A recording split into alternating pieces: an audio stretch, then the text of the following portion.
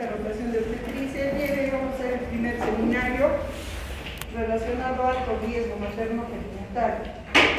La secuencia de esta exposición es que primero les voy a tomar lista y como se le mandó a su delegado con 48 horas de anticipación como debe de ser, para que ustedes tengan una base, ¿no?, de lo que se va a hablar el día de hoy.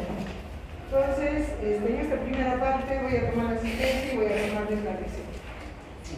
Entonces, a ver, vamos. José Luis Valdivia.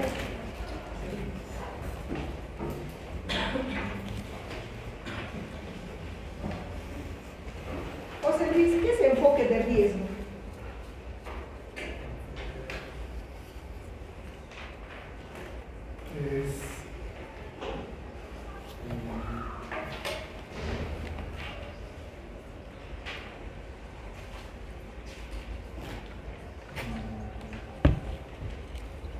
Es un enfoque preventivo, en el cual se trata de abordar antes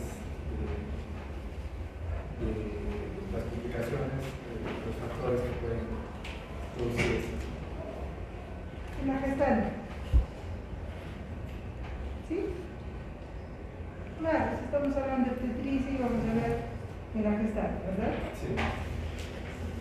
Vamos a escuchar así con los términos específicos qué significa enfoque de riesgo, ¿sí? Como ustedes han visto en la distribución que se ha hecho tanto para seminarios como para clases teóricas, cada uno tiene un título, con la diferencia de que para este seminario, cada uno de sus subtítulos debemos saber qué significa, ¿verdad? Muy bien. Nicole Álvarez. Nicole. ¿Qué es el carnet prenatal? ¿Para qué es útil? Es para llevar un control de la porferia, o sea, del embarazada, llevar un control de sus próximos vacunas, los prenatales, cuando posible.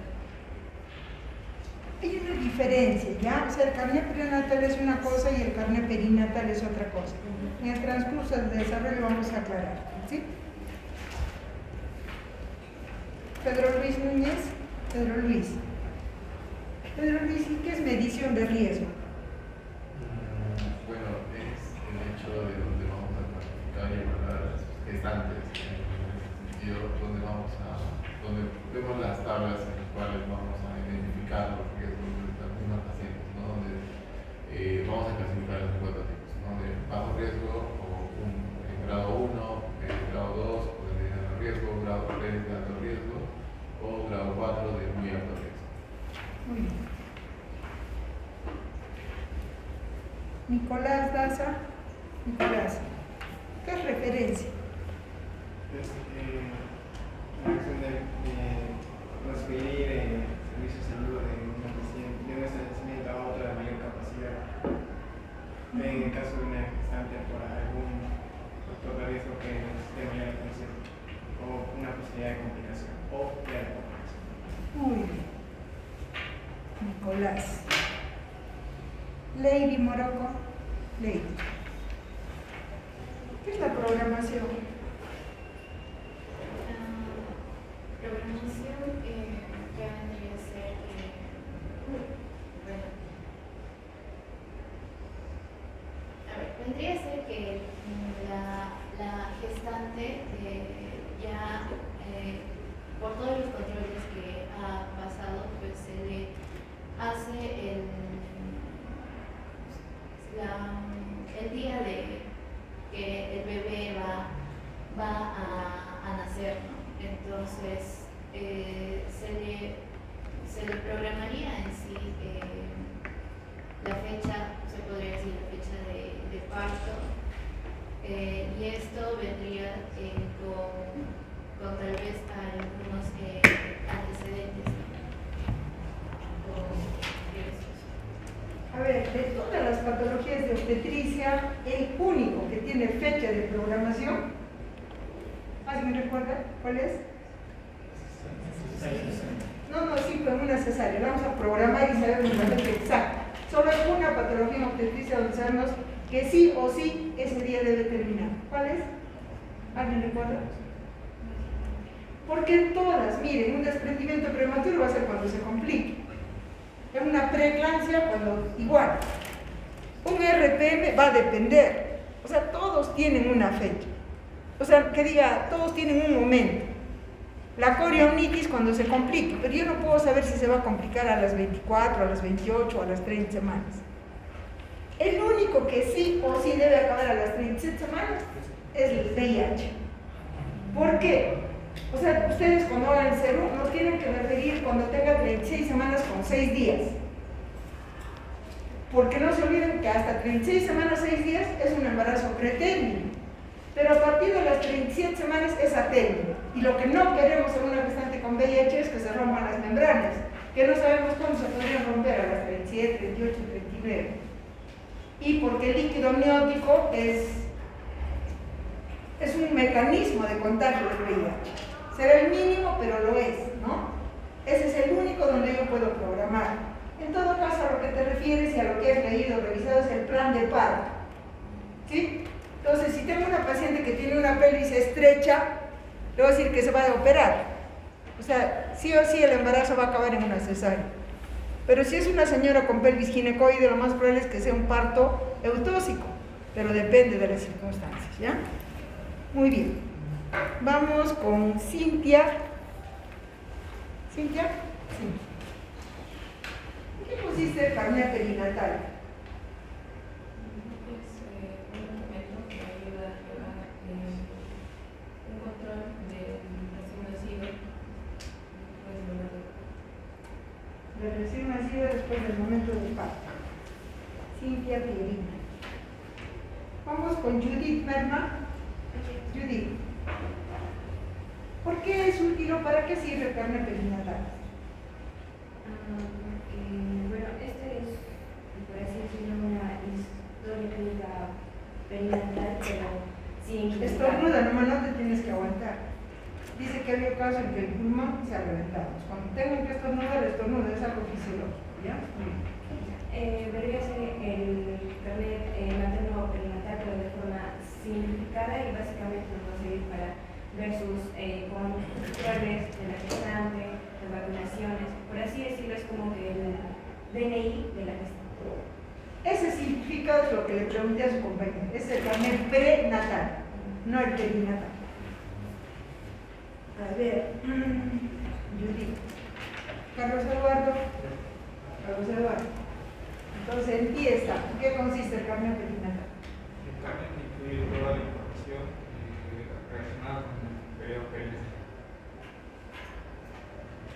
Relacionado Con el periodo perinatal, cercano a pre y post. Sí, parece que fuera así, pero ¿es importante? Sí, no. ¿Por qué? Porque es el que nos va a permitir conocer y estimar los riesgos, antecedentes y por ende prevenir las infecciones. A ver. Oscar. Ah, no, Carlos Eduardo, ¿no? Oscar Manzano. Oscar. ¿Cuál es el contenido del carnet perinatal?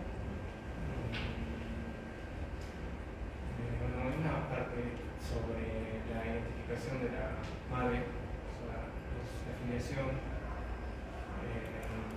pues, antecedentes patológicos, obstétricos y personales,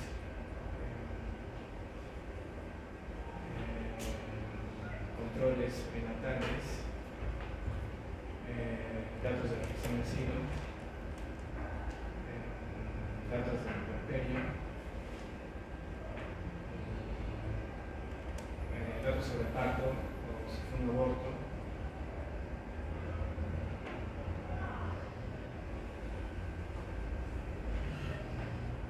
los controles del recién nacido hasta los 30 días.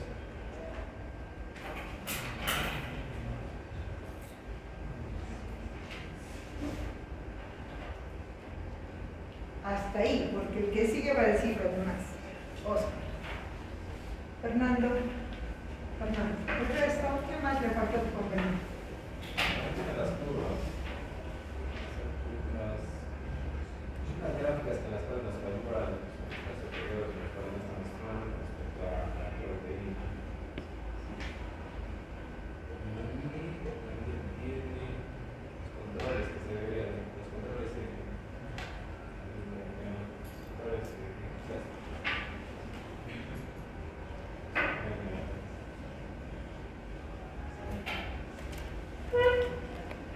estar atentos, ¿ya? Para la exposición. Entonces, tú eres Fernando. Elvis, tu compañero ha indicado que en el carnet perinatal hay una parte donde están los controles prenatales. Hay una serie de variables en la historia, ¿sí? Hay 4 aspectos fundamentales. Hay que revisar todo el carnet perinatal. ¿Cuáles son esos 4 aspectos que sí o sí los tengo que ver, tomar en cuenta cada vez que venga la gestante, lo tengo que analizar? Que tenga movimientos fetales, la temperatura uterina, luego tenemos en este caso lo que es los latidos fetales cardíacos, y luego ya lo que es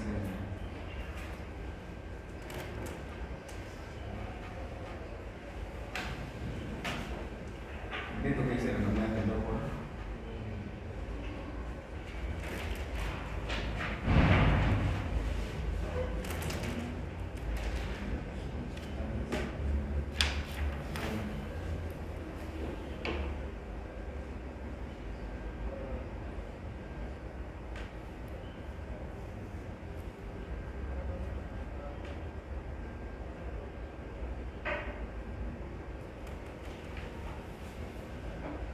Christopher Huertas, ¿cuáles son los otros?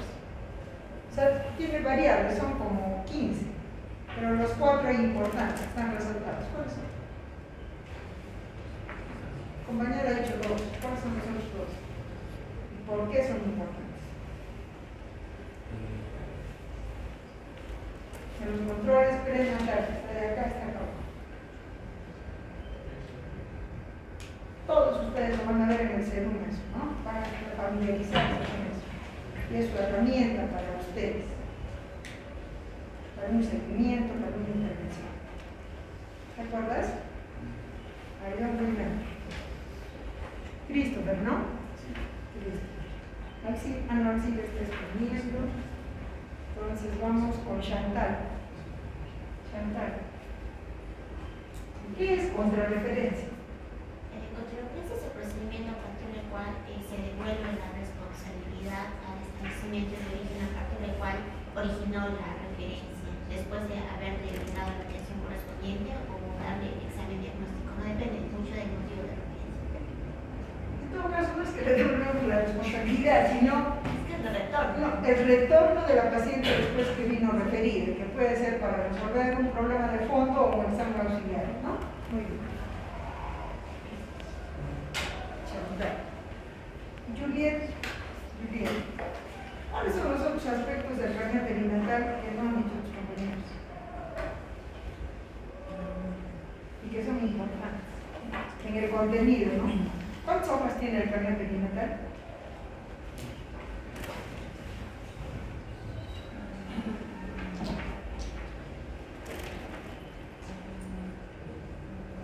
¿Te acuerdas? Ahí lo primero. Ya, cuando les mandamos, nos vas a recordar, o sea, hasta 3 veces que sí o sí todos tienen la obligación de leer, ¿ya? Por lo menos para que tengan lo básico. Jordi. Jordi, dentro de lo que significa los factores de riesgo maternos, ¿cuáles son? Cítame 5 ejemplos de riesgos maternos para el bebé.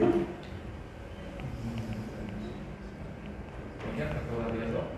Maternos, porque hay todo tipo de factores, ¿no? Hay ambientales, maternos y también fetales. Los mismos fetales pueden en riesgo subir. Comorbilidades, Por ejemplo, hipertensión, diabetes gestacional, un antecedente obstétrico de preeclampsia o eclampsia,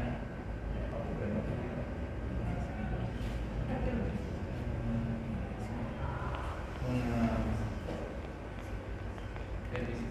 muy bien. Yo. José Carlos. ¿Qué otros factores de riesgo ambientales conoces que pongan en riesgo el embarazo, ya sea para mamá o para el bebé? Sí, 3.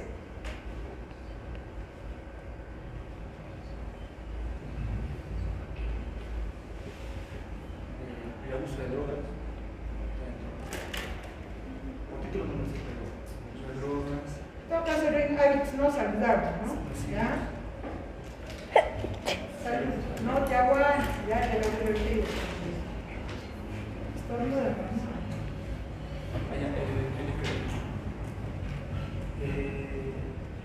La actividad física pesada.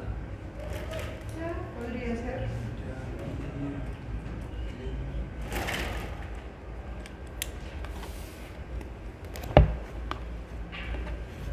Ustedes han escuchado por qué la población de Arequipa se oponía aquí a María. Actualmente todo el valle, ¿no?, de Islay toman agua contaminada por toda la minería informal, ¿no? Ya ha cambiado incluso de color el agua de Cocachacra. Cuando el medio ambiente está contaminado pone en riesgo la vida de todos y con peor razón de las mujeres. Entonces en otras provincias ya se han hecho estudios como donde aquellas personas que viven cerca de las mineras ha afectado a las gestantes y también a los adultos mayores. ¿Ya? Entonces tiene que ver con el medio ambiente, que hoy por hoy en todo lado tenemos mineras, tiene que ver con la ocupación de la paciente, ¿no? Muchas mujeres trabajan de surtidoras en los grifos, hace años no pasaba eso, ¿no? Muy bien. José Carlos. Michelle. Sí, acá. ¿Qué otros aspectos ve el carnet perinatal?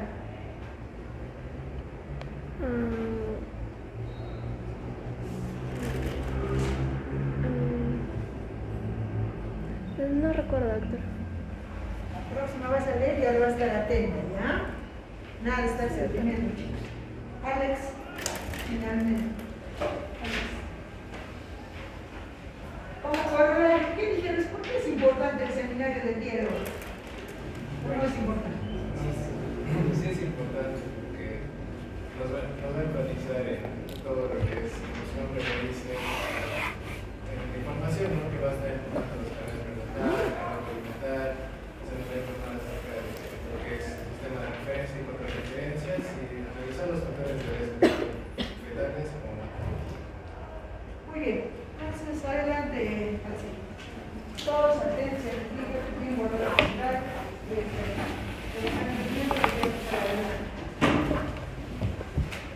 Muy buenas tardes, doctora, buenas tardes, compañeras. El seminario del día de hoy consiste del tema de alto riesgo perinatal, enfoque de riesgo, medición del riesgo, prenatal, historia clínica perinatal y el carnet prenatal, referencia y programación. Como una breve introducción, nos preguntamos qué es el alto riesgo perinatal. ¿Y qué es el video? Doctora, no hay internet en la computadora. Bueno, el alto riesgo perinatal es la probabilidad de mayor riesgo y peligro para la madre y para el feto de enfermar, morir o dejar secuelas de desarrollo antes, durante y después del parto. El periodo perinatal es desde la segunda semana de gestación hasta el séptimo día después del nacimiento. Consideramos que en el Perú, como en la mayoría de otros países de Latinoamérica, la etapa perinatal es la más crítica de la vida, por lo que presenta un mayor riesgo de enfermar y morir, siendo un 56% de la mortalidad infantil. Los factores de riesgo perinatal pueden presentarse en un periodo de 28 días previos y 28 días posteriores al parto. Según los esquemas de la CDC, desde el año 2000 hasta el 2025, se evidencia lo que son las muertes maternas hasta la semana epidemiológica 26 del año 2025, con un total de 90 muertes hasta esa semana. Comparándola con las del año pasado, el 2024, con un total de 244 muertes anuales y del 2023 con un total de 264. En cuanto a la ocurrencia en el Perú, se registraron muertes maternas en mayor cantidad en la ciudad de Loreto, con un total de 14 muertes, y en Lima Metropolitana con 10. En cuanto a nuestra ciudad de Arequipa, esta se encuentra en un nivel inferior con un total de 4. Y por último, para evaluar cuál es la edad promedio o el rango de edad de las muertes maternas que se dan más en nuestro país, Bueno, considerando lo que es hasta la semana 26 en el año 2025, el mayor porcentaje de muertes maternas se dio entre el periodo de 30 a 59 años, entre la etapa de 30 y 59 años, y con 34 muertes de entre 18 a 29 y en un menor porcentaje las madres adolescentes, que es 16 muertes paternas. Ya. Entonces, ahora para pasar a definir lo que son los diferentes conceptos, tenemos lo que es el enfoque de riesgo, que en sí es identificar cuáles son los factores de riesgo para prevenir los posibles daños que se pueden dar durante la gestación. Entonces, empezamos a tener consideraciones antes de la concepción, lo cual es un riesgo preconcepcional. Esto va a tener tres momentos. Antes de la concepción, ya que va a ser la etapa de riesgo preconcepcional, durante la gestación, que ya es en el parto y se denomina riesgo obstétrico, y desde la 28 semana de gestación hasta la primera semana de vida, que es el riesgo del neonato. Ahora, para poder comparar, aquí tenemos lo que es la definición de medición de riesgo, que es algo distinto. Es así un proceso enfocado a estimar el impacto de aquellos riesgos o factores que pueden afectar el desarrollo del embarazo y poder tomar una decisión adecuada para poder tomar las mejores decisiones preventivas. Entonces, un control prenatal del tamizaje multifásico en el que se identifica el riesgo obstétrico tanto de la paciente para poder generar una atención específica que se necesite con base con el riesgo que se ha identificado. Ahora, en cuanto a la definición del control prenatal, en sí es tanto la vigilancia y también la evaluación integral de la gestante y también del feto, que va a ofrecer un paquete básico de intervenciones. Los objetivos del control prenatal va a ser en 5. El primero es que tenemos que detectar oportunamente para reconocer cuáles son los signos de alarma y también los factores de riesgo. En segundo lugar, tenemos que ampliar la cobertura, que esta sea completa, continua, precoz, periódica y de manera que se reduzca la morbimortalidad tanto de la madre como la del feto. En tercer lugar, tenemos que es para evitar un mayor riesgo de desarrollar complicaciones en el embarazo, en el parto y también en el puerperio. Y también brindar información y educación oportuna tanto a la gestante como a sus familiares. Y por último, la educación, que es la promoción de una vida saludable, una buena alimentación balanceada, el uso de suplementos, la administración de vacunas, así como la detección y prevención de enfermedades.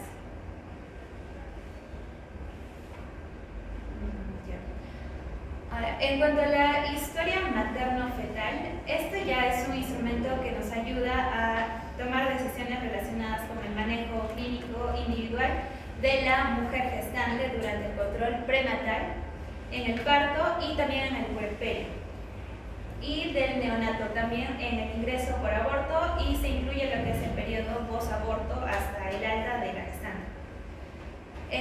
Bueno, dentro de esto encontramos lo que es el carnet prenatal, que ya es un documento añadido a la historia clínica materno-perinatal.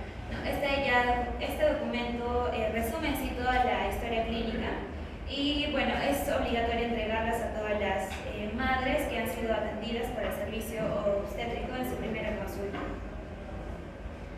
Ahora, para poder distinguir lo que es la referencia y la contrarreferencia, en sí la referencia va a ser esta solicitud de evaluación diagnóstica y tratamiento de un paciente que lo vamos a derivar a otro establecimiento de salud que no tenga, que no haya tenido una menor capacidad resolutiva, ¿no? A otro que sí tenga una mayor capacidad para poder asegurar la continuidad de la prestación del servicio. Y por el contrario, la contrarreferencia es ya el proceso administrativo asistencial mediante el cual el establecimiento de destino de la referencia va a devolver o va a enviar la responsabilidad del cuidado de la salud de la gestante, puérpera y recién nacido, o si no, el resultado de la prueba diagnóstica al establecimiento de salud de origen de referencia. Y por último tenemos lo que es la programación. En sí, la programación tiene como objetivo luego priorizar cuáles van a ser las intervenciones efectivas que están basadas en evidencia para poder mejorar tanto la salud materna y del neonato. Su enfoque consiste en reducir la morbimortalidad tanto de la madre como del hijo y aplicar un enfoque integral y sistemático. Se detienen 3 momentos claves, los cuales son antes del embarazo, que es la atención y prevención, durante el embarazo y el parto, que se da con el control prenatal y la asistencia segura, y el periodo neonatal, que ya es el cuidado del recién nacido y también el seguimiento de este. Continuando con lo que es la evaluación fetal antenatal, la cual se va a dar, son estas pruebas clínicas o diagnósticas que se usa para determinar si es que el feto está en buenas condiciones. Tenemos en primer lugar los métodos clínicos que se realizan siempre en los controles prenatales, los cuales son la altura uterina, ¿no? Cuando palpamos para localizar lo que es el hueso del sínfisis del pubis, se mide con una cinta métrica hasta palpar el abdomen o el fondo del útero para poder medir y ver el progreso de crecimiento del bebé. Ahora, en cuanto a los métodos clínicos, se menciona en el libro de Carvajal de Chile que hay una estimación clínica del peso fetal que se realiza en los fetos mayores de 28 semanas. Existe lo que es una fórmula que deriva de la altura uterina menos una constante por 155, más menos una desviación de 200 gramos, ¿no? Sin embargo, este margen de error es del 10% respecto al peso real del feto. Otro método clínico tenemos lo que es la estimación clínica del líquido amniótico, que se tiene que realizar también en los fetos mayores de 28 semanas.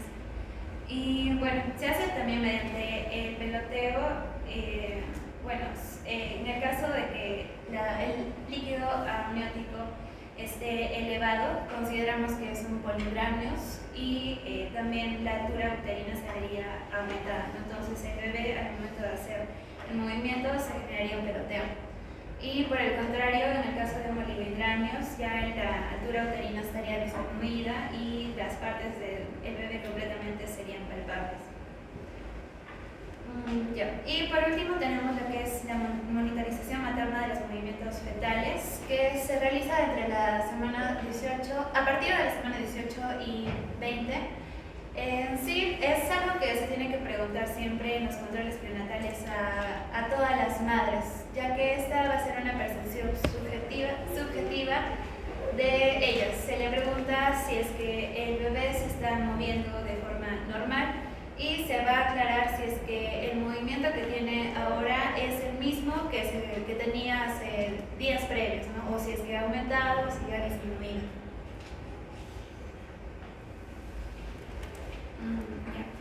Ahora, en cuanto a los métodos diagnósticos, se pueden realizar 2 tipos de test.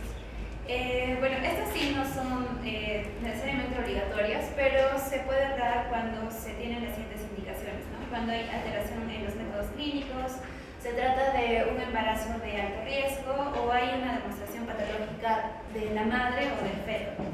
Y por ejemplo, se puede utilizar lo que es el registro basal no estresante en fetos mayores de 28 semanas. En sí se utiliza un Doppler para registrar los latidos cardíacos fetales y un monitor de presión para poder registrar las contracciones de la mamá. Entonces, el resultado sería de que en los fetos sanos van a demostrar una respuesta cardioaceleratoria, es decir, que va a aumentar la frecuencia cardíaca fetal al momento de moverse. Y por el contrario tenemos lo que es el test de tolerancia a las fetales, las contracciones. En este caso se va a utilizar un medicamento como la oxitocina, ¿no? Entonces van a ser contracciones inducidas, no va a ser natural o sin estresantes como lo es en el registro basal no estresante. Ahora, en cuanto a los controles prenatales, en sí el control prenatal va a ser un conjunto de acciones y procedimientos sistemáticos que involucran una serie de visitas de parte de la embarazada a la institución de salud y la respectiva consulta médica. va a tener los siguientes objetivos. En primer lugar, se tiene que vigilar la evolución del embarazo, detectar los riesgos tempranos, prevenir complicaciones, preparar a la paciente para el parto, la maternidad y la crianza y tener un tratamiento de factores que puedan ocasionar la muerte o la enfermedad de la madre y del hijo. Bueno, estos serían los factores de riesgo materno que pueden ser tanto epidemiológicos, socioeconómicos, que sean parte de la historia obstétrica, nutricionales, de la historia ginecológica como cicatrices necesarias, patologías médicas crónicas o médicas obstétricas. Y los factores de riesgo. No es una lectura, no lo vas volando, tienes que leerlos. Bueno, en cuanto a los factores de riesgo materno epidemiológicos, bueno, pues se considera a las gestantes primíparas precoces que tienen menos de 15 años, las primíparas tardías mayores de 35 años, las gran primíparas que tienen más de 5 partos, las gestantes que tienen un embarazo que tengan una edad mayor de 40 años. En cuanto a los factores socioeconómicos, se considera a aquellas gestantes que estén en extrema pobreza, las que tienen analfabetismo, consumo de alcohol y drogas, un trabajo muy pesado o trabajan o viven en la ruralidad. Ahora, en cuanto al tercer factor de riesgo, que es la historia obstétrica, se considera aquellas que han tenido problemas con la fertilidad, han tenido abortos provocados, abortos recurrentes, una muerte perinatal, hijos previos malformados o hijos previos prematuros o de bajo peso. En cuanto a los factores de riesgo nutricionales, se consideran aquellas que tienen desnutrición materna o, por el contrario, obesidad materna. En cuanto al quinto factor de riesgo, serían en cuanto a la historia ginecológica, ya una gestante con cicatriz de cesárea o que tengan una patología genital infecciosa. En sexto lugar tenemos las patologías médicas crónicas, como por ejemplo aquellas que tienen hipertensión arterial crónica, diabetes mellitus y asma bronquial. Y aquellas que tengan patologías médicas obstétricas, como por ejemplo un embarazo gemelar o amenaza de parto prematuro. En cuanto a los factores de riesgo fetal, en primer lugar tenemos lo que son las anomalías en la formación de la placenta y el cordón umbilical. Bueno, entre estos encontramos tres. La placenta previa, que causa lo que es la metrorragia, el riesgo de parto prematuro y la muerte fetal. La placenta ácreta, que es la inserción anormal de la placenta en la decidua y en íntimo contacto con el miometrio. Esta está tan adherida que no se puede despegar después del parto y va a tener 3 grados. La ácreta propiamente tal, que llega hasta el borde del miometrio. La increta, que ingresa a la pared miometral sin traspasarla por completo. Y la percreta, que traspasa hasta la serosa uterina y puede llegar a comprometer órganos vecinos y habitualmente la pared vesical. Y en tercer lugar tenemos la inserción velamentosa del cordón umbilical, que es el segmento más distal del cordón y está desprovisto de la gelatina de Wharton, que normalmente va a proteger a los vasos umbilicales. Estos están solamente cubiertos por la membrana fetal. Ahora, en este sector desprotegido, el cordón es susceptible de compresión vascular o, en el caso de estar cerca del cuello uterino, de sangrado fetal al hacer la rotura artificial de membranas en el trabajo del parto. En segundo lugar tenemos las patologías del líquido amniótico, tanto el polindramios y el oligohidramios. En tercer lugar tenemos los marcadores fetales de aneuploidía, que es la alteración en el número de cromosomas. En sí va a existir alteraciones menores de la anatomía o estructura fetal que puedan reconocerse en la evaluación ecográfica, que por sí solos no van a constituir una enfermedad, pero van a implicar un riesgo mayor de que el feto tenga una alteración en el número de cromosomas. En cuarto lugar tenemos las patologías del crecimiento, que es una común, que es la restricción del crecimiento intrauterino, y los síndromes malformativos, que ya es la anencefalia, agenesia renal.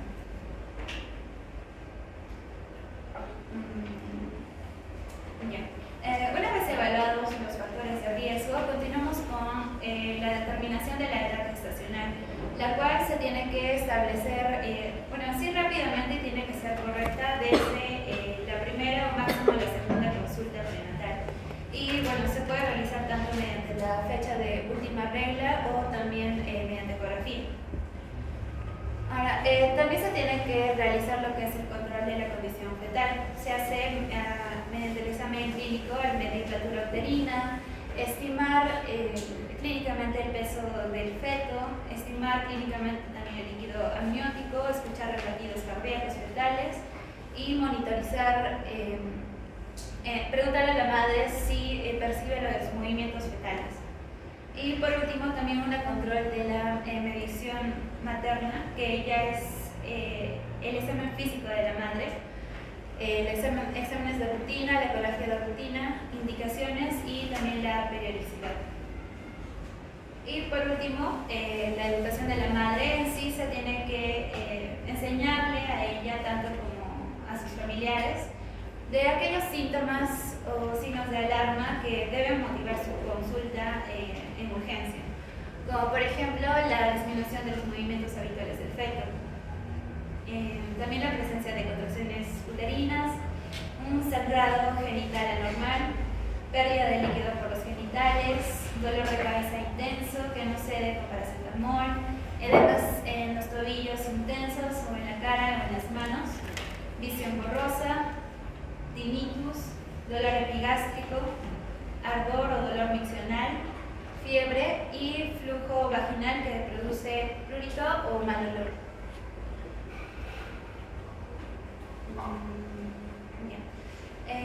Según el MINSA, lo que se considera en cada trimestre van a ser los siguientes exámenes. Por ejemplo, en el primer trimestre se tiene que realizar un análisis de sangre para evaluar el grupo sanguíneo y si es RH positivo o negativo. Se realiza también un examen físico completo de la madre y se recomienda buenos estilos de vida o si es que cambian los hábitos nocivos que tiene. En primer lugar se tiene que confirmar el embarazo, se revisa cuáles son los antecedentes médicos, los factores de riesgo de la mamá. También se buscan antecedentes como antecedentes ginecológicos obstétricos, si es que se ha expuesta a tóxicos, medicamentos o cuál es su estilo de vida. También se va a estimar cuándo va a ser la fecha del parto mediante la fecha de última regla, que es así cuando se llegará a las 40 semanas, no cuando tiene que pasar. En cuanto al examen físico de la mamá, se evalúa, la evaluación es completa. Se tiene que estimar lo que es el peso, la talla, el IMC, igual que en cada control perinatal. También el examen de mamas, ginecológico y pélvico. Y en análisis de laboratorio se va a solicitar el tipo de sangre, hemoglobina, plaquetas, hematocrito y otras pruebas para descartar infecciones. Bien. En cuanto al segundo trimestre, los controles se tienen que hacer cada 4 semanas y las pruebas de laboratorio de rutina y mediciones de crecimiento del bebé. Lo que se hace también va a ser un examen físico completo, se mide lo que es la presión arterial, el peso, se controla el crecimiento del bebé mediante la altura uterina, se escuchan los latidos, se evalúa el movimiento fetal y generalmente aparece entre las 18 y 20 semanas. También se pueden realizar pruebas genéticas, otras que nos ayuden, como por ejemplo la ecografía fetal, también análisis de sangre para el recuento sanguíneo, cómo está el nivel de hierro de la mamá. También se evalúa la glucosa, si es que la madre puede tener diabetes gestacional, y se determina el factor RH para ver si es negativo, si podría tener consecuencias. Ahora, en cuanto al tercer trimestre, ya la periodicidad va a cambiar. Se va a realizar cada 2 o 4 semanas y semanalmente va a ser desde la semana 36. 2016. Los controles van a ser rutinarios. Se pregunta a la madre si tiene algún signo y síntoma que puede ser tanto normal o patológico. Se controla la presión arterial, el aumento de peso, también los latidos y los movimientos del bebé. Y de acuerdo al carnet se va a indicar las vacunas necesarias. Y ni bien se encuentre cerca de finalizar el embarazo, se tiene que verificar cuál es la posición del bebé, preparar a la madre para el parto, indicarle cuáles son los signos de alarma para que acuda a urgencias y ver, instruirle cuándo y cómo podría contactar en caso de que tenga un signo de alarma.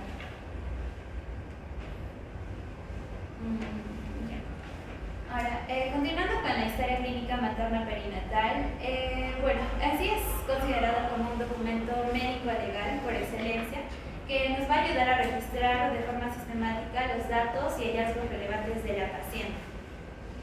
Aquí se van a estandarizar los indicadores de calidad de la atención de la madre y del niño y se genera información para la toma de decisiones oportunas.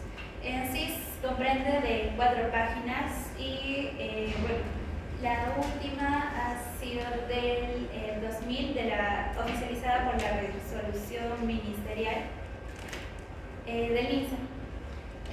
Bueno, para poder ubicarnos, los recuadros amarillos que se van a marcar van a ser los que nos van a indicar los signos de alerta y los recuadros rojos nos van a indicar que es uno más peligroso, como que necesita un seguimiento continuo. Bueno, empezando con la primera página, tenemos lo que es la filiación. Aquí se van a anotar todos los datos de la mamá, por ejemplo, como la historia clínica, cuál es el número asignado, los datos personales, como el nombre, la dirección, localidad de contacto, en qué establecimiento se le está atendiendo, los datos sociodemográficos, que, bueno, como se puede observar aquí, en estudios se marca de color amarillo, porque es un signo de alerta tanto porque la madre no podría quizás reconocer o acceder fácilmente a un puesto de salud. También como seguimiento continuo de alerta tenemos aquí marcado de color rojo a aquellas etapas de mayor riesgo en el caso de las gestantes, que es aquellas pacientes que tengan una edad menor de 15 y mayor de 35 años. Ya. Continuando con la siguiente sección tenemos los antecedentes obstétricos. Bueno, como ven aquí tenemos más de los cuadros amarillos. Por ejemplo, en esta parte de aquí, los 4 características, por ejemplo, nos puede referir que tiene, en cuanto a los partos, si tiene 0 o si tiene más de 3 partos. Esto puede ocasionar lo que es distintas patologías o complicaciones o incluso de que tenga anemia o prolapso. En el caso de que que haya tenido un parto con un bebé menor de 2 kilos 500 gramos, también la va a hacer susceptible de que esta gestación o la gestación actual también sea del mismo bajo peso o pueda tener un RCIU. De igual manera, si es que la gestante ya tuvo un parto múltiple, es muy posible de que en su gestación actual también se pueda considerar de que tenga una gestación múltiple también. Y por último, de que si es que es menor de 37 semanas, esta gestación va a también tener tendencia a que sea prematuro. En cuanto a las gestaciones, también se considera lo que son los abortos. Y bueno, en sí, si es que esta parte de aquí se encuentra marcada, la paciente tendría también un riesgo recurrente a sufrir otro aborto en su gestación actual o si no tener un parto pretérmino. Bien, ahora como vemos del parto se pueden dividir en 2, ¿no? Lo que son los vaginales y las cesáreas. Las cesáreas las marcamos de rojo porque necesitan un seguimiento continuo, tanto como al momento del parto, ya que puede sugerir lo que es una ruptura uterina. Ahora, en ambos partos, en ambos tipos de partos se puede obtener lo que es un nacido vivo o un nacido muerto. Y pues en el caso de un nacido muerto, puede haber también una recurrencia de que en esta gestación el nacido también nazca muerto. Entonces, el riesgo puede ser de que a causa de una preeclampsia, de infecciones o algún problema durante la gestación. Y se divide en dos, ¿no? Si es que ha sido en la primera semana o después de la primera semana.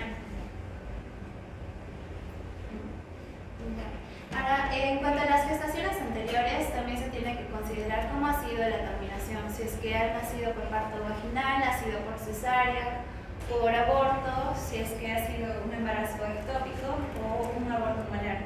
En todos estos casos puede haber una recurrencia de que la gestación también sea del mismo modo y bueno, las complicaciones en sí podrían ser distintas que pueden desde las infecciones, hemorragias o quizás un riesgo de alguna patología vascular.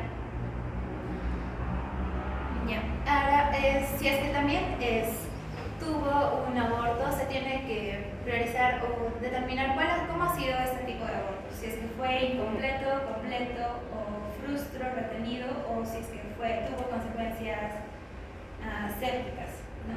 Porque puede haber riesgos de infecciones, riesgo de coagulación intravascular diseminada, etc. En cuanto a la lactancia materna, también se marca de rojo en el caso de que no hubo lactancia en su anterior gestación o si es que solamente dio de lactar menos de 6 meses, ya que nos podría terminar algún problema hormonal que tenga la madre o quizás la falta de iniciativa de la madre para poder dar de lactar. O sino de que el periodo intergenésico de un bebé y otro haya sido muy corto y por eso es que no llegó a terminar de lactar al anterior bebé. Bien. Continuando con la sección de los antecedentes familiares personales, bueno, en los antecedentes familiares en sí se va a evaluar si es que algún familiar tiene alguna enfermedad que pueda ser tanto hereditaria o que pueda constituir como un problema para la gestación. Bueno, en sí, por ejemplo, las enfermedades hipertensivas del embarazo pueden generar lo que es preeclampsias o eclampsias, también epilepsia que puede ser heredada, la diabetes que puede generar una diabetes gestacional, enfermedades congénitas, tanto que puede generar un infarto durante la gestación y el embarazo múltiple que en sí es considerado como un embarazo de riesgo. También los antecedentes personales, como por ejemplo un aborto habitual que haya sido recurrente, también cardiopatías que pueda terminar en un infarto a la muerte de la madre y del niño, cirugías pélvicas uterinas que pueda determinar la ruptura del útero, también enfermedades congénitas infecciosas y en el caso del que está marcado con rojo, la hemorragia postparto, que en sí podría traer consecuencias como la recurrencia de hemorragia también después del parto o shock hipovolémico. También la TBC pulmonar y el VIH-Sida. En estos casos se considera más lo que es el riesgo de infección de la madre hacia el feto, porque en el caso del VIH-Sida la transmisión se va a dar más durante el parto.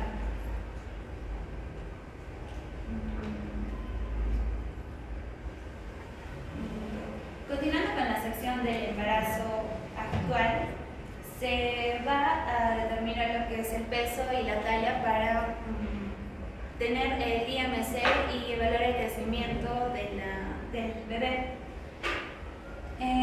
Entonces si tenemos lo que es un IMC bajo, podríamos tener riesgo de bajo peso del bebé, podría ser también prematuro o tener alguna restricción de crecimiento intrauterino.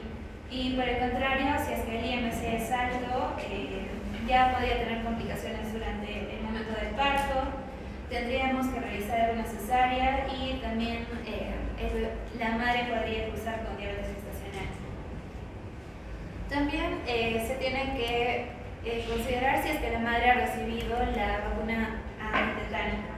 Entonces tenemos que observar si es que la tuvo y marcarla si es que no ha recibido ninguna dosis o solamente una, porque bueno, se va a prevenir que el tétanos que el bebé tenga lo que es tétanos neonatal. También evaluamos el tipo de sangre. Bueno, aquí lo más importante no es tanto el grupo sanguíneo, sino considerar si es que el bebé tiene RH, el factor RH, y principalmente lo que es el RH negativo. También se consideran los hábitos nocivos como las drogas. Sí o sí tenemos que marcarlas para poder evitar quizás algunas malformaciones fetales, la muerte fetal o también el síndrome de abstinencia neonatal. Evaluamos también lo que es la fecha de la última menstruación. Tenemos que estar 100% seguros de que la madre, que esté segura cuándo ha sido la fecha de última regla, ¿no? Entonces tenemos que volver a preguntarle si es que tiene dudas o no, o si está segura. Y si es que no, entonces realizamos lo que es una ecografía para evaluar cuándo es la edad gestacional. Ahora, en cuanto a las hospitalizaciones, también tenemos que preguntar si es que ha estado hospitalizada previamente, ¿no? Porque sería un factor de riesgo, ya que puede indicar complicaciones y se puede considerar como una gestación de alto riesgo. De igual manera, si es que estuvo en emergencia o fue admitida en emergencia en algún hospital. A ver, nos vamos a parar todos, ¿ya? Es una hora que están sentados, todos nos paramos. Todos. Nos falta 40 minutos para acabar el seminario, por lo que les pido, yo respeto los tiempos. Vamos a poner toda nuestra atención, nos estiramos como el gato, todos, he dicho todo, estoy mirando al centro, ya, y nos damos una vuelta, todos, nos damos toda la vuelta completa. Muy bien, siéntense. Procura un poco, no también. Vamos.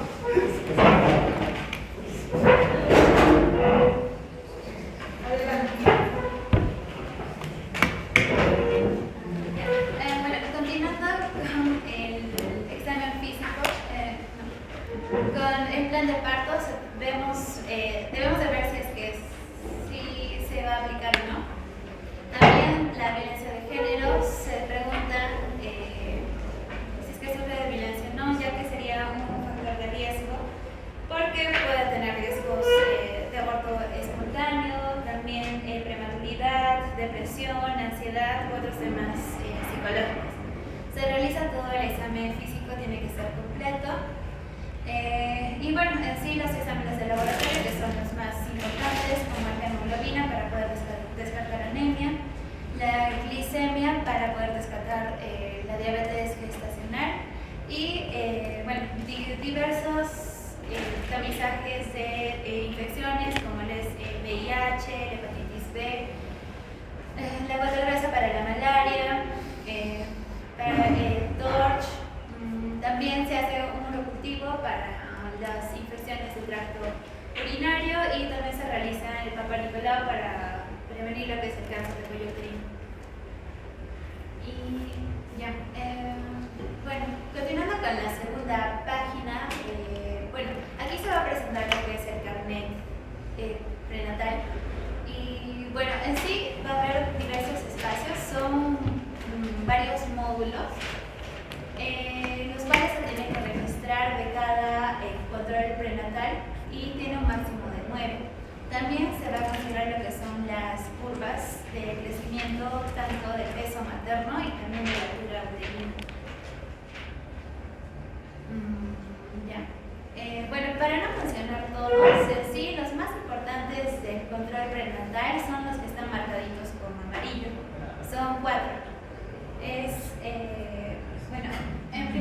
el peso de la madre para evaluar el adecuado crecimiento del feto, ¿no? Que tiene que ser durante toda la gestación un 12.5.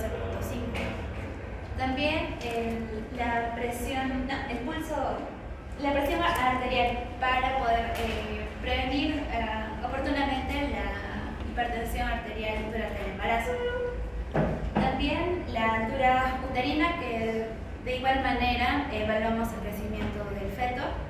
Y por último tenemos los movimientos fetales del bebé, que bueno, como mencioné, nos muestra lo que es el bienestar fetal, ¿no? Y se pone dependiendo de cuánto se mueve. Por ejemplo, si se mueve con normalidad, se ponen 2 cruces. Si es que se mueve no tanto como antes, se pone una cruz, y se mueve más que antes, se ponen 3 cruces.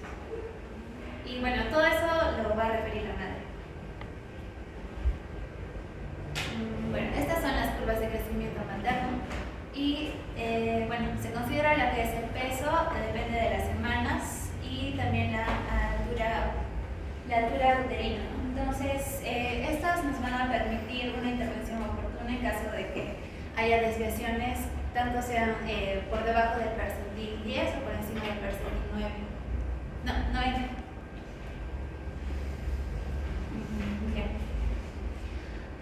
Bueno, continuando con la siguiente sección de la segunda página, tenemos las patologías maternas, que sí, bueno, ya se dan los diagnósticos patológicos. Y bueno, aquí se consideran los que son más frecuentes, ¿no? Y se coloca también junto con el CIE-10. Esta es bueno, continuamos con la tercera página. Bueno, se considera lo que es la atención de parto y aborto incompleto. Se puede anotar lo que es el periodo gestacional, se considera si es que ha recibido controles prenatales, o ha sido aborto o ha sido parto. También si es que el producto de la concepción fue un hijo único, por embarazo múltiple, cuál ha sido el orden de si es que fue un embarazo múltiple y si es que fue un aborto. También, bueno, se considera la presentación tanto cefálica y amarillo porque la presentación pelviana y transversa son considerados factores de riesgo. También si es que el tamaño está acorde a la edad gestacional, y si el inicio ha sido inducido o ha sido por cesárea. También el líquido amniótico, porque puede considerarse factor de riesgo si ha sido verde claro por el meconio diluido, o si no un verde oscuro por un meconio más espeso. Y bueno, de igual manera que la mamá va a tener la medicación y los medicamentos empleados que se utilizaron durante el parto o el trabajo de parto.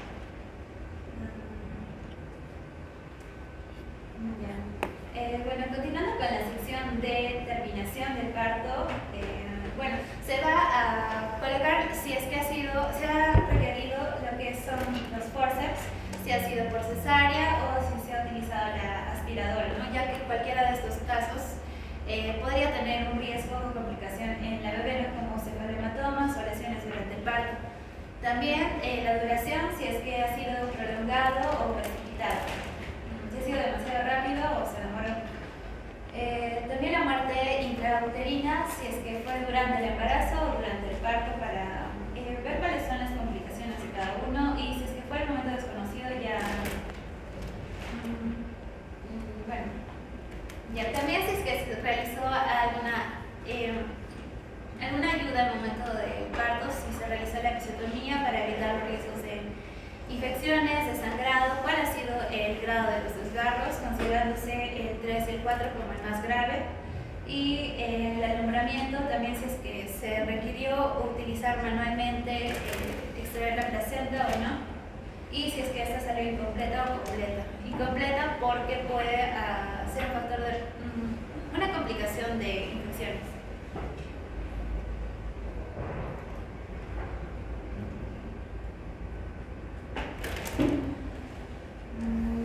Ahora, cuando a la sección del recién nacido, bueno, sí se tiene que anotar la edad por el examen físico, se determina por fue la persona que atendió el parto, ya que va a realizar el test de Capurro para evaluar la edad gestacional y si coincidió con la de la fecha de última regla. Entonces también anotamos lo que es el ACAR, el peso que bueno, es considerado ya como, tiene un seguimiento continuo si fue menor de 1,5 kg. El ACAR también, si es que fue de 0 a 3, requiere seguimiento continuo. Los datos del bebé, si es que es femenino, masculino, el peso. Durante el parto, si es que se le realizó también reanimación respiratoria, si es que se le hizo el examen de VIH, se estuvo hospitalizado, si se realizó una necropsia. También el tipo de sangre, se evalúa si es que se le administró lo que es la vitamina K o la profilaxis ocular para evitar las conjuntivitis y las vacunas de BCG y hepatitis B.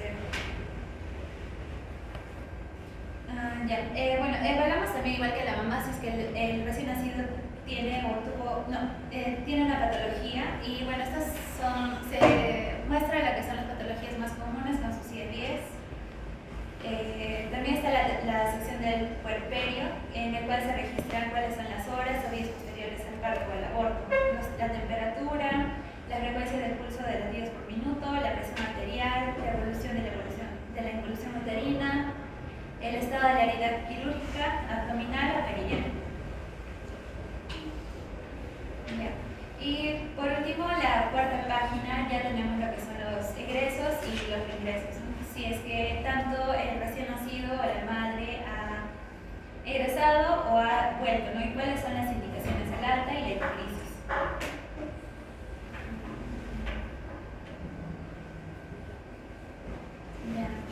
Bueno, en el caso del egreso del recién nacido, se evalúa lo que es la fecha, la hora, el estado de salud del egreso, cuál ha sido el diagnóstico, si es que ha fallecido o si fue trasladado, el alimento que se le administró.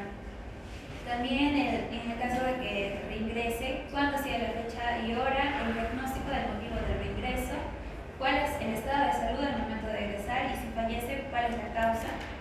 También si el diagnóstico si fue trasladado al establecimiento y un registro de control a los 7 y 28 días. En cuanto a la mamá, también se coloca la fecha y hora, el estado de salud al egreso, el diagnóstico y el registro del método anticonceptivo entregado o aplicado. Y si es que regresa, de igual manera que el bebé, la fecha y hora, el diagnóstico del motivo por el regreso, la fecha del egreso, el estado de salud del regreso y el diagnóstico. Bueno, en cuanto a las indicaciones al alta y crisis, se dan todas las instrucciones para la puérpera, cuál es la medicación que se le está indicando, la firma y el nombre del profesional responsable. Y la epicrisis, que ya es un resumen evolutivo de todo el caso con los diagnósticos principales. Bueno, el plan de control ya lo expliqué, ya lo vimos. Y bueno, este es por último la hoja de referencia y contrarreferencia. Bueno, sí, la referencia ya debe estar operativa en todos los niveles de atención, ¿no? Para poder facilitar el acceso y el manejo oportuno de las complicaciones obstétricas, tanto a un establecimiento de mayor nivel que tenga una capacidad resolutiva. Bueno, esta es la hoja de referencia y por último la de contrarreferencia, que bueno, es en sí la misma, pero ya el destino de referencia va a devolver o va a enviar la responsabilidad del cuidado de salud a la gestante o a la puérpera o incluso también al recién nacido. Y ese era el video, pero no se puede ver. Y esta es la bibliografía. Y muchas gracias.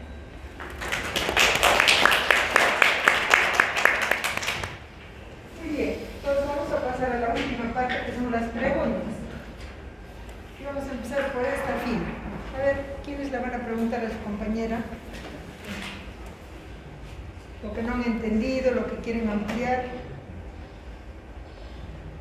Adelante, José. ¿Se usa ya el término de sufrimiento vital? Sí. Los demás atentos, ¿sí? Ahora ya nadie revise un tablet ni celular, ¿no? Estamos en un conversatorio y es obligatoria la participación jóvenes. No, sí, se ha entendido, ¿no? Sí. compañero ha preguntado si aún se usa el término de sufrimiento fetal. Sí, aún está utilizando el término. Incluso bueno, dentro de lo que es el carnet, la historia clínica materno-perinatal se está considerando. Ya no se usa. En el tiempo han cambiado muchos términos. Antes decía retraso del crecimiento intrauterino. Ahora es restricción del crecimiento intrauterino. Antes era sufrimiento fetal agudo. Ahora es alteración del bienestar fetal. O sea, si lo vemos semánticamente, no está sufriendo el bebito, sino que hay una alteración, ¿sí?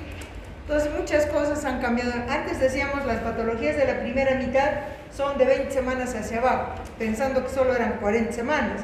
Pero tenemos el embarazo en vías de prolongación, que llega a 41, 42 semanas. Entonces, las patologías de la primera mitad son debajo de igual o menor a 22 semanas. De allí que la definición de una amenaza de aborto es cuando una gestante igual o menor a 22 semanas presenta dolor tipo contracción, sangrado de color rojo oscuro, ambos, y que al tacto vaginal no haya modificaciones cervicales, ¿sí? Pues cuando vayan ustedes a los hospitales van a ver que solo van a estar en obstetricia las mayores de 22 semanas y las menores van a estar en el otro lado, ¿ya? De acuerdo a la última clasificación. Muy bien, ¿alguien más de esta fila que va a preguntar? Dijimos dos, adelante. ¿Qué es? No, tú. Sí, los tres entonces, primero tú. Es que el que levantó la mano, ¿no? Acá no voy a decir que las damas primero, acá por prioridad. Sí, adelante. Algo que me da duda es, verifique a comparación de acá, ¿quiénes son los encargados de llenar este carnet de control? ¿Solo el médico o quiénes más podrían llenar? O sea, sería el médico tratante, o incluso puede ser la licenciada en enfermería. En realidad debe ser el médico, porque los que conocemos los términos, vamos a interpretarlos y todo adecuadamente sabemos, que diga semiología somos nosotros. Pero en muchos lugares ustedes, si ustedes tienen, miren, el médico es líder por naturaleza, por algo es la mejor carrera de todas las carreras. Entonces supone que quien conoce más que una enfermera es el médico. Una obstetriz que se formó 5 años solo para atender partos autóxicos. Pero ¿qué ha ocurrido a lo largo del tiempo? Hay establecimientos de salud donde el médico ha perdido el liderazgo. No tiene principio de autoridad, no tiene que gritar obviamente, pero tiene que demostrar que sabe, en otras palabras, ¿no? Por eso es en salud pública. La salud pública es porque el médico que viene a hacer salud sabe administrar un establecimiento de salud. Ustedes han visto ministros, obviamente un médico, ¿no? Congresistas o autoridades, médicos, ¿no? Entonces, obviamente no vamos a ser como los que están ahí ni nada por el estilo, ¿no? Entonces, ¿qué ocurre? Debe ser el médico. Pero cuando el médico no demuestra ese liderazgo, no tiene principio de autoridad, a la obstetriz le ponen de jefe el establecimiento.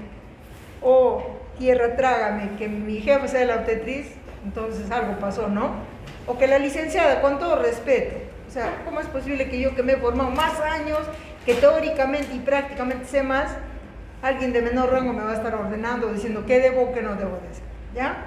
Entonces ustedes van a disponer, porque como ustedes van a ser los jefes, capaz no tengan tiempo, o capaz venga alguien donde ustedes, un interno, sería buena cosa si quiere, tiene un apoyo, ¿verdad? En realidad debe ser el médico, y si no, la obstetriz, no es la enfermera, ¿ya? Muy bien. Sí, querías preguntar. Sí. Digamos, en una situación en que se llegara a nuestro centro una persona que tenga un embarazo ya avanzado, ¿cómo haríamos? ¿Habría alguna indicación en referencia a llenar ciertos documentos? Un embarazo avanzado. ¿Se haría algún problema?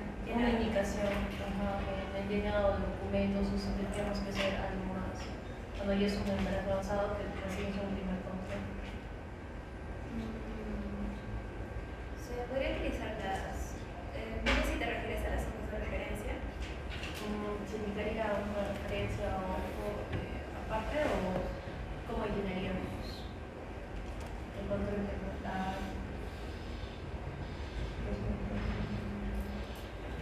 Ya, cuando viene una gestante a término, casi es lo que te estoy entendiendo. teniendo, ¿verdad? Ya llega al final del embarazo. Por ahí he visto muchos jóvenes, ustedes tienen ese carnet perinatal. Préstame uno de ustedes, por favor. Este carnet es obligatorio que lo den en los establecimientos el primer día junto con el carnet prenatal, ambos. Esto se llena el primer día que vino, sus antecedentes, todo. Solo yo le voy agregando de esa fila que es, ¿no?, donde se hacen los controles prenatales, le voy agregando. No solo le agrego, sino analizo lo de adelante, los datos, todo lo que hemos podido ver. ¿Qué tal que ni lo he mirado y tiene 8 de hemoglobina o 9? Y si ustedes supieran, tiene 10 complicaciones la madre con anemia en el embarazo y el bebito otros 10. Entonces, que yo no me haya fijado en los exámenes de laboratorio sería grave, ¿ya? Entonces, algo que no lo hemos dicho tal vez en la exposición, cuando he hablado primer trimestre, segundo y tercer trimestre, algo que no lo mencionó, son los exámenes auxiliares que le pedimos, además de los de laboratorio, son las ecografías.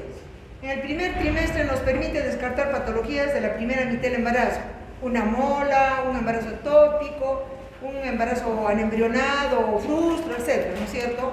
O que el bebito está creciendo como corresponde de acuerdo a la fecha de última menstruación. Una ecografía en el segundo trimestre nos permite ver el crecimiento, el bebito está creciendo de acorde, está bien, todo parece que está bien. Lógicamente que si tiene alguna patología, haré una ecografía Doppler, pediré una genética, si es una gestante añosa, una morfológica entre la semana 22 a 24, va a depender.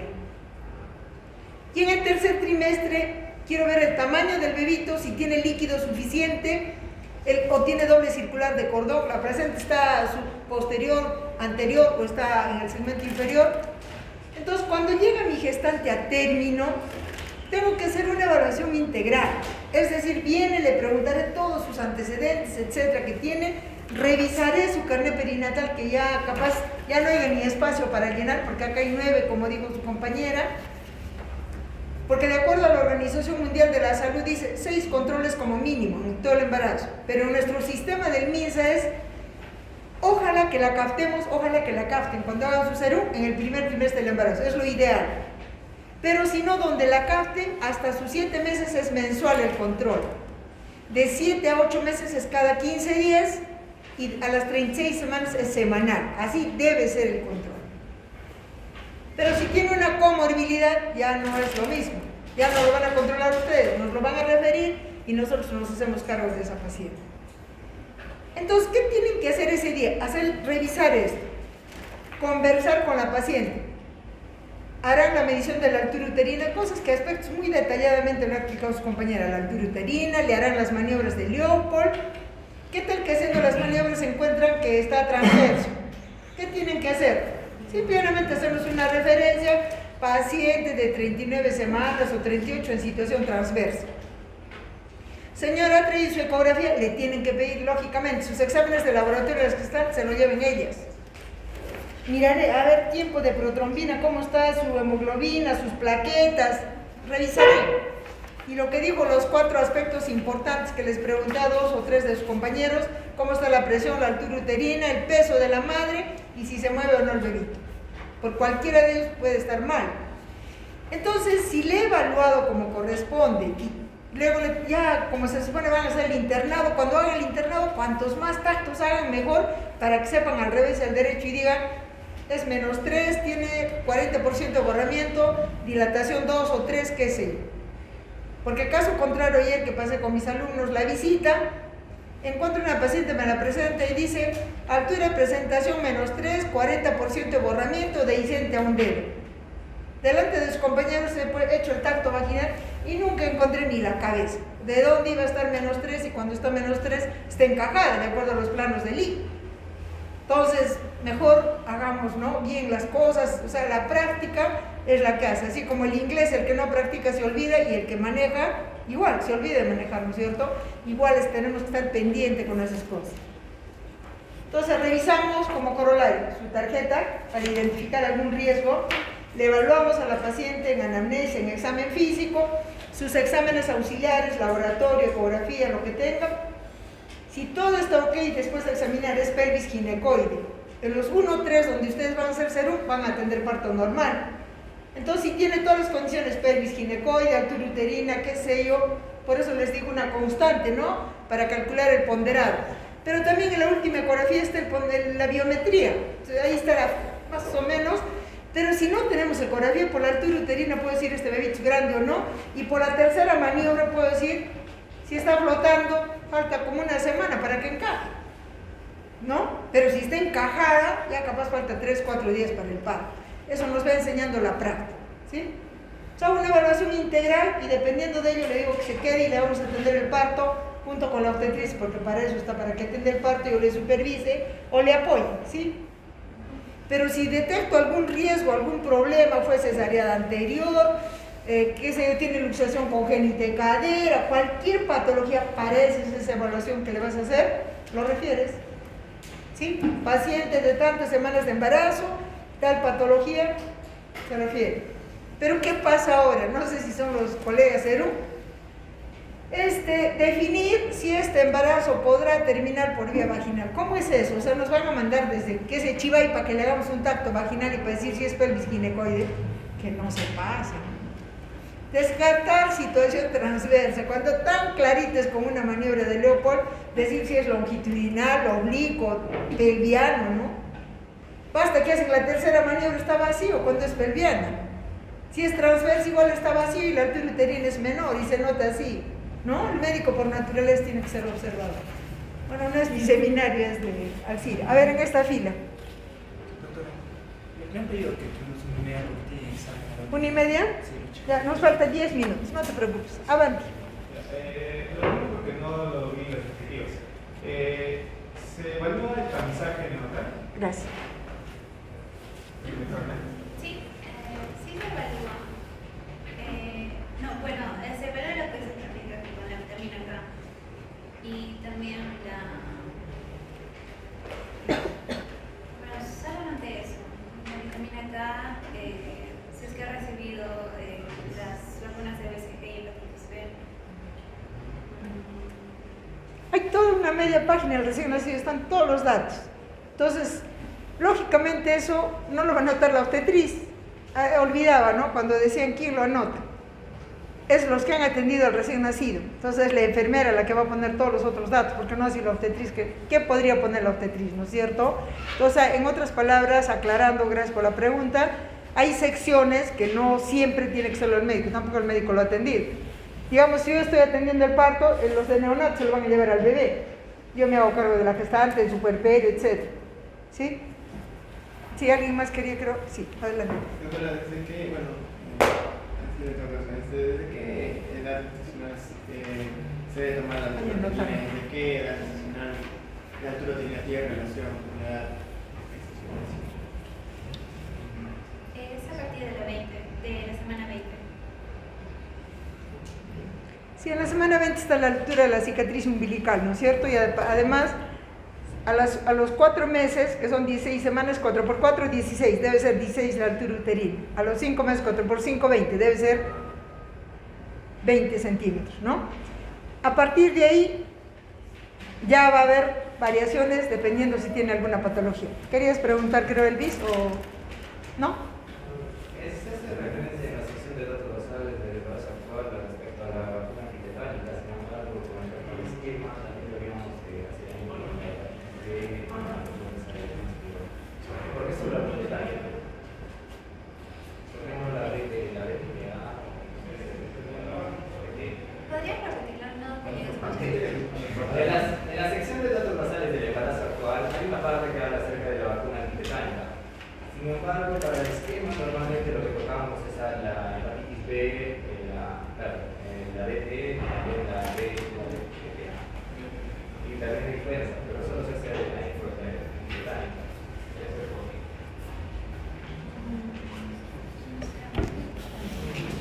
¿Saben por qué? Porque la DPT y todas las demás vacunas nos aplican desde que somos niños, ¿no? Y hay refuerzos. Pero ¿qué pasa con la antitetránica? O sea, sería terrible que a una gestante, digamos, le dé tétanos y se lo pase al bebito, ¿no? Entonces, por eso se hace la incidencia en el carnet para el seguimiento. Pero en cambio los demás, como son de niño, casi es obligatorio en el esquema nacional de vacunación, entonces no necesita, pues en otras palabras, hacer el seguimiento. ¿Sí? En esta fila. Sí. En el apartado de datos basales del embarazo actual está la parte de violencia de género, ¿no? En caso de que la paciente teste positivo al test de violencia, ¿qué se debería hacer? ¿Qué es lo que se tiene que realizar? Bueno, tengo entendido que cuando hay casos de violencia de género se tiene que consultar también, hacer un llamado a la Policía Nacional, para evaluar el caso, ¿no? Tener lo que es la demanda. En la primera consulta prenatal faltó que, en la primera consulta, de acuerdo, hay una ley de diciembre del año 2018. La primera consulta prenatal debe durar entre 40 a 50 minutos. Ese día hago una anamnesis detallada, lleno ese carnet, le tomo Papá Nicolau si pasaron más de un año, y le voy a llenar el tamizaje de la ficha de violencia familiar. Ahí tiene 5 ítems. Si esto me sale un puntaje y me dice que tiene signos y rasgos de violencia en el hogar, inmediatamente hago la interconsulta psicología, para que sea él el que se encargue de evaluar el caso. ¿Sí? Ese día le hacen RPR, todos sus exámenes, sus pruebas, porque a partir de van a poder anotar todo lo que han visto en el caso. ¿Ya? Sí. El número de controles, si bien es cierto que la norma nos indica que son 6, ¿hay alguna, en algún estado en el que sean más, o sea, como este mínimo que diga? Que sean más Ajá, sí, no quiero una pregunta. Vamos todavía con Sí, en el caso y eso es también un nivel. En el caso de las madres que son adolescentes, deben tener o requerir un mínimo de 8 controles necesarios. Van a depender de varias cosas, jóvenes. Les dije, la Organización Mundial de la Salud dice mínimo debe tener 6. Pero tenemos embarazadas que vienen a las 38 semanas y nunca se han controlado. Por eso es que ustedes tienen que hacer promoción cuando vayan a sus establecimientos como jefes del establecimiento. Tienen que procurar informar con los dirigentes, con las organizaciones de base, que en cuanto vean a alguna gestante les avisen que si no viene, nosotros tenemos que ir. ¿Por qué? Capaz es un riesgo. ¿Cuántas personas se han muerto? Hemos tenido muertes maternas evitables, o sea que sí hemos podido evitar. Porque esa persona capaz no sabe que tiene algún otro mal, ¿no? Entonces, nosotros en el esquema dijimos que en cuanto lo ideal es que venga en el primer trimestre. Si viene en el primer trimestre, digamos a las 12 semanas, debe venir mensual hasta los 7 meses, hasta las 28 semanas, 30. 4 por 7, 28, más 2 semanas, hasta las 30 semanas. A partir de las 30 semanas debe venir cada 15 días. Y a partir de las 36 semanas, semanal. Si ustedes cuentan, es bastante. Por eso que van a ver esos carnets, donde hay para 9 atenciones, a veces le agregan todavía. Ahora, esto es variable. Si digamos fuera una paciente con comorbilidad o tenga algún otro problema, va a aumentar esto. Además que ya ustedes no lo van a terminar de ver, a todos los que tienen comorbilidad. Muy bien, acá en este libro. ¿Quién? O yo les pregunto. Sí, adelante, es todo tímido. Ya, Doctora, lo que es la fecha de atención se mencionó acerca de lo que es si se realiza una revisión, se sigue realizando. Me parece que sí, aún la siguen realizando, pero no debería realizar. A ver, nosotros calculamos cuáles son los 5 elementos del trabajo de parto. Es el feto, que es un feto eutrófico, de tamaño promedio, de peso 3.400, 3.500, pelvis ginecoide o la pelvis ósea, partes blandas, que no sea rígido. Cuando vuelta si no entran mis óseas, menos va a salir una cabeza de un bebito. Que los anexos embrionarios estén bien, o sea que no haya problemas de cordón, de placenta, de líquido, y que en el momento del parto tenga buenas contracciones uterinas, los 5 elementos del trabajo de parto, ¿sí? Si todo eso está así, entonces yo puedo calcular, digo, este pelvis, o sea todo el perine, Yo creo que si yo lo protejo, van a ser sin desgarrarme. Pero si yo calculo que la cabeza está grandecita, pero tiene buena dinámica, es mejor hacer una episiotomía. Sí se hace hasta hoy día y se va a hacer por siempre, eso no está proscrito. Es mejor que hagamos una episiotomía, ahí hay la medial y la mediolateral. A las señoras obstetrices les encanta hacer la medial y se puede desgarrar hasta el esfínter del ano. ¿Pero por qué lo hacen? Porque ahí no sangra y pueden coser rápido, por su facilidad, no por la facilidad de la paciente. Porque la mediolateral sangra más, tengo que coser capa por capa y con puntos separados, ¿sí? Si yo hago capa por capa con puntos separados, jamás va a haber dehiscencia y no me va a haber un hematoma disecante. ¿Sí? Sí se hace todavía. Finalmente, cuando preparen sus seminarios, tienen que dominar su tema, no se aboquen a eso nomás. Lean, como les digo, en el mataburro, en el celular, ¿y esto qué es? A ver, miraré qué es. Cosa que cuando ustedes vienen y pregunten, todo va a saber el que expone, ¿sí? Háganlo concreto, dinámico, hagan su exposición para que lo hagan muy bien. Porque, ¿qué calificamos en los seminarios de ustedes? ¿Cómo han preparado el contenido? ¿Cómo lo exponen? Si responde a sus compañeros, etcétera, etcétera. ¿Está claro? Hasta el lunes, jóvenes. Gracias.